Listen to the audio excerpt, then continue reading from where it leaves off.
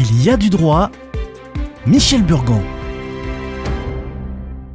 Bonjour. Le rescrit était une réponse de l'empereur romain à une question de droit sur laquelle il était consulté. Le rescrit était transcrit au pied de la demande en subscriptio.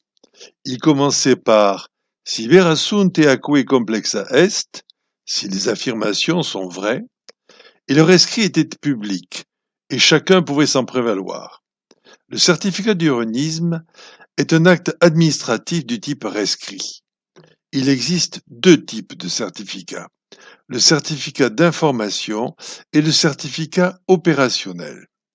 Le certificat d'information permet de disposer d'informations sur la situation d'un terrain, tandis que le certificat opérationnel apporte des informations sur la faisabilité d'un projet décrit dans la demande. Son régime juridique est prévu aux articles L. 410 à 410 du Code de l'urbanisme.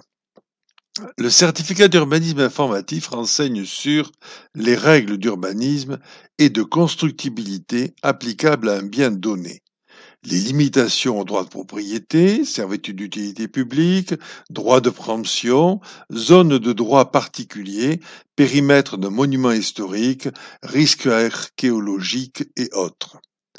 La liste des taxes, d'aménagement, de participation, etc.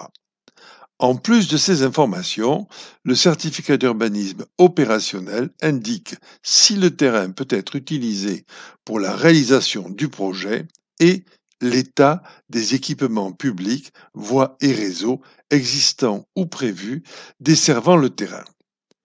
La demande de certificat d'information doit être faite à partir d'un formulaire CERFA disponible sur Internet. Il doit être complété par un dossier constitué suivant la notice jointe au formulaire. Le tout doit être déposé à la mairie de situation du bien.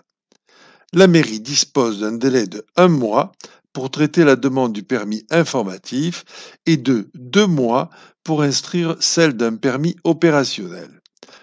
La durée de validité du certificat est de 18 mois à compter de sa délivrance.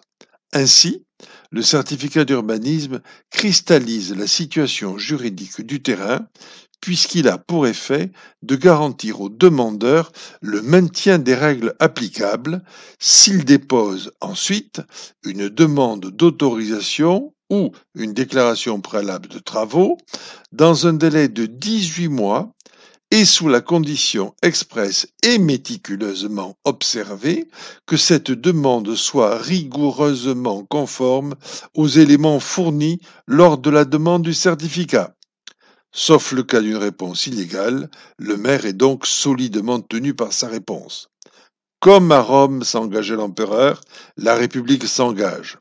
Comme à Rome, l'empereur et la République ne sont liés par leur réponse que si la question a été bien posée.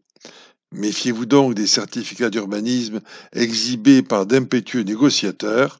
Faites examiner les certificats déjà délivrés par un juriste qualifié.